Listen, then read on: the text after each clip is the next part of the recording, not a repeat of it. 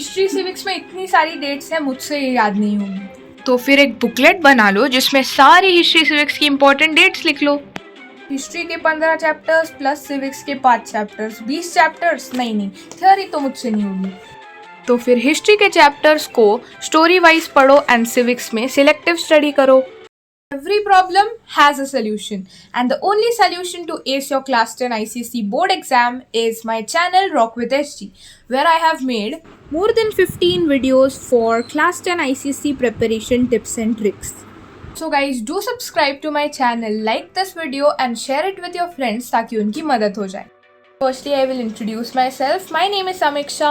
I am a PCM student who is preparing for MHT CET, and I have got a 93.4% in class 10 ICSE board examination. And in history civics, I have got a 95. मैं description box में आपको link provide कर दूंगी मेरे result की, for proof you can go through it. Firstly तो पूरी India में mostly 2 ही books चलते हैं history and civics class 10 ICSE के लिए।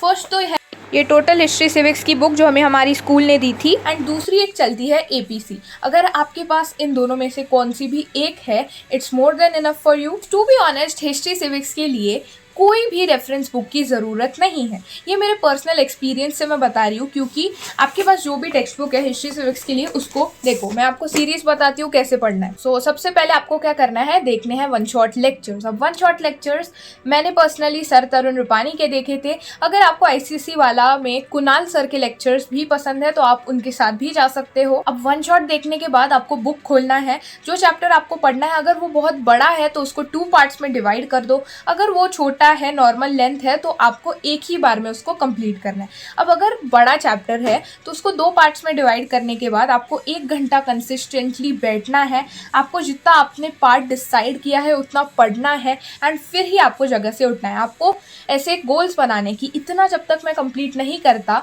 मैं उठूंगा नहीं। अगर आप कंसिस्टेंट और सीरियस नहीं होंगे ना, कुछ नहीं हो सकता आपका। चैप्टर पढ़ते वक्त ना आपको क्या करना है, आपको पेन या फिर हाईलाइटर लेके बैठना है, एंड जो भी इंपॉर्टेंट पॉइंट्स आपको लगते हैं इस चैप्टर में, सब कुछ आपको मार्क करते हुए जाना है। एंड फिर आप जब रिवीजन करने आओगे वापस, तो आपको पूरा चैप्टर वापस नहीं पढ़ना है, जो आपने इंपॉर्टेंट मार्क किया है वही आपको पढ़ना है। As if I am saying कि हिस्ट्री सिविक्स के लिए रेफरेंस बुक मत लो, तो आप क्वेश्चन आंसर्स कैसे प्रैक्टिस करोगे, तो चैप्टर के पीछे जो क्वेश्चन आंसर्स दिए वो एक बार प्रैक्टिस कर लो। And PYQs for history civics, PYQs are very important. ठीक है, आपको पैटर्न भी समझेगा किस तरह से क्वेश्चन पूछे जाते हैं, एंड आपको अच्छे से क्वेश्चन प्रैक्टिस पीवाईक्यूज से ही होगा। ट्रस्ट मी, मैंने रेफरेंस बुक कोई भी यूज़ नहीं की हिस्ट्री सिविक्स के लिए। PYQs are more than enough for question practice. जैसे मैंने इंट्रो में भी बताया, मेरे को तो ना हिस्ट्री सिविक्स के डेट्स याद ही नहीं होते थे, एंड अगर आपको भी डेट्स याद नहीं होते तो आपको ऐसा एक नोटपैड लेना है, एंड इस पे सारे जो हिस्ट्री सिविक्स से इंपॉर्टेंट डेट्स है वो नोट कर लेने हैं। अगर आपको एक वीडियो चाहिए on important dates of history civics, you can tell me in the comment section, I will try to make it. Guys, picture based questions भी बहुत सारे आने लगे हैं आजकल हिस्ट्री सिविक्स में, सो मेक श्योर कि आपको हिस्ट्री सिविक्स के लिए पिक्चर बेस्ड क्वेश्चन भी प्रैक्टिस करनी है।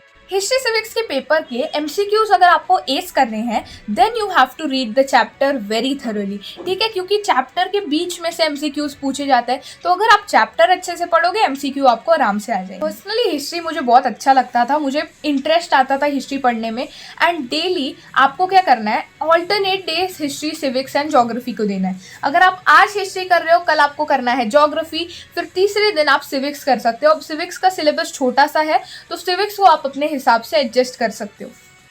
कई सिविक्स में ना मैंने सिलेक्टिव स्टडी किया था। अब हमारे सिविक्स में 3 पार्ट्स है।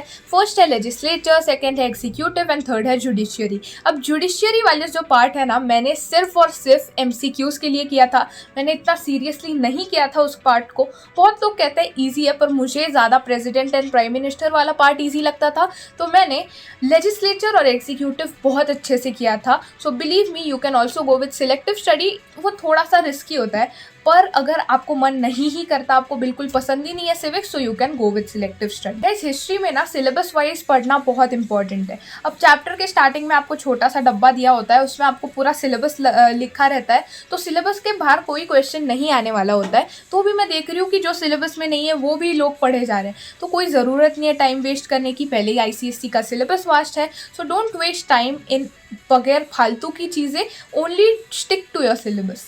If you want to know what are the most important topics from each chapter, you can tell me in the comment section. फिर मैं एक सीरीज लॉन्च कर दूंगी हिस्ट्री सिविक्स के हर चैप्टर के इंपॉर्टेंट चीज़ें क्या है उस पर। So that's all for today. अगर आपको वीडियो पसंद आया तो लाइक कर दो, सब्सक्राइब कर दो, शेयर कर दो। Thank you for watching, and next video किस टॉपिक पर चाहिए मुझे कमेंट में बता दो।